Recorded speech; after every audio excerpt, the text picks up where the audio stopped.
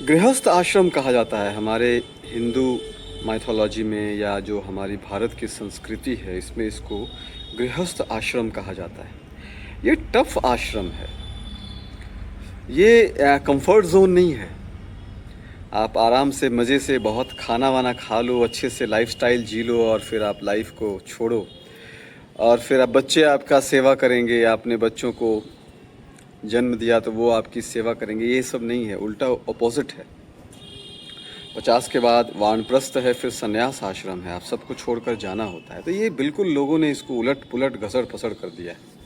अब हम बात आते हैं शरीर को मजबूत रखना, इस पर जो मेन हमारा टॉपिक है कि शरीर को हम मजबूत क्यों नहीं रख पाते, हम बूढ़े क्यों हो जाते हैं, हमारा शरीर जर्जर हो जाता है, बीमारियां घेर लेती है और फिर हम लाचार होकर अपने बहू पे, अपने बेटों पर डिपेंडेंट हो जाते हैं। ऐसा क्यों, और ये सिस्टम क्यों चला आ रहा है?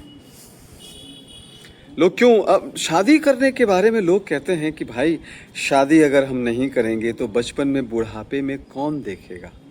तो भाई एक बात बताओ, किसने कहा कि बुढ़ापा में आपको देखने के लिए एक आदमी चाहिए? आपको तो संन्यास आश्रम लेना है। संन्यास का मतलब ही है कि आप सबको छोड़कर चले जाएंगे, बच्चों को जो भी आपके पास है वो दे देंगे और चले जाएंगे। तो यहाँ पर फिर संग्रह और फैमिली लाइफस्टाइल कहाँ से आया? लोगों ने अपने हिसाब से चीज़ों को तोड़ मरोड़ कर पता नहीं क्या वेद पुराण बना लिया अपना, और लोग फिर उसको फॉलो कर रहे हैं। वही एक गधे का जो एक लाइन होता है, या आप क्या कहूँ मैं, sorry I am using the bad word, वो क्या कहते हैं, एक लाइफस्टाइल ढर्रा बना दिया लोगों ने, एक लाइन बना दिया, उसी लाइन में सब भेड़ चाल चल रहे हैं। किसने कहा आपको कि आप बच्चों को पैदा करो और फिर वो आपको जो है बुढ़ापे में सहारा देंगे? ये सब कहाँ से सीखा आपने? ये पता नहीं ये किसकी संस्कृति है, किसने ये दिया है, ये मुझे नहीं पता और मैं जानना भी नहीं चाहता हूँ। ये उनकी संस्कृति, उनका थॉट, उन्हीं को मुबारक। हमारे संस्कृति में तो लिखा है कि भाई 50 के बाद वानप्रस्थ है और 75 के बाद संन्यास है। और आपका शरीर मजबूत रहेगा तो आप बीमार कैसे हो जाओगे, लाचार कैसे हो जाओगे? मरते दम तक आप लाचार नहीं होते हो, अपने कपड़े खुद धोते हो, खुद खाना बनाते हो, सब कुछ खुद करते हो, आपको वाइफ की भी आवश्यकता नहीं है। अगर वो पत्नी है तो उसे हस्बैंड की भी आवश्यकता नहीं होनी चाहिए। अब हम मुद्दे पे बात करते हैं। मुद्दा ये है कि हम जब गृहस्थ आश्रम में हैं, फैमिली लाइफस्टाइल में हैं, तो हमारा हेल्थ क्यों खराब होता है? हम वो बिल कहाँ फाड़ते हैं कि हम बच्चों की परवरिश के लिए, अपने परिवार के परवरिश के लिए, अपनी जिम्मेदारियों के लिए हम योगा का टाइम नहीं निकाल पाते हैं। इसे आलस्य कहते हैं, गैर जिम्मेदाराना हरकत कहते हैं। ये तो अब आपको सोचना होगा, डिसबैलेंस कहाँ से आया? आपको इतने पैसे क्यों कमाने हैं कि आपका हेल्थ ही खराब हो जाए?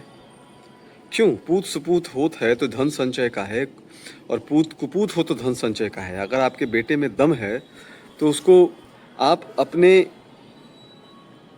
जो आपका स्ट्रेंथ है उससे बाहर जाकर क्यों कमाना है? आप जितना कमाओगे उसी में आपके बच्चे की परवरिश हो जाएगी। आपकी वाइफ को उतना ही चाहिए जितना आप कमाते हो। हर चीज़ को आप control, yoga is what? Yoga is all about control. सबसे पहले आपने अपने आप को कंट्रोल नहीं किया। आपने अपने आप को कंट्रोल नहीं किया तो फिर आपने फैमिली को कंट्रोल नहीं कर पाए, अपनी वाइफ को कंट्रोल नहीं कर पाए, बच्चों को कंट्रोल नहीं कर पाए, आप समाज को कंट्रोल नहीं कर पाए, और वहीं से चीज़ें खराब होनी शुरू हो गई। और नतीजा ये हुआ कि बुढ़ापे में आप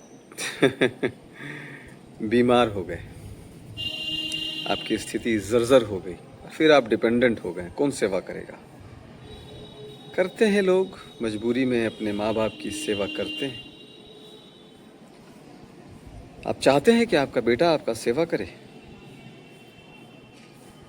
वो नौबत आ जाए कि आपके पॉटी, आपके सुसु को वो उठाए?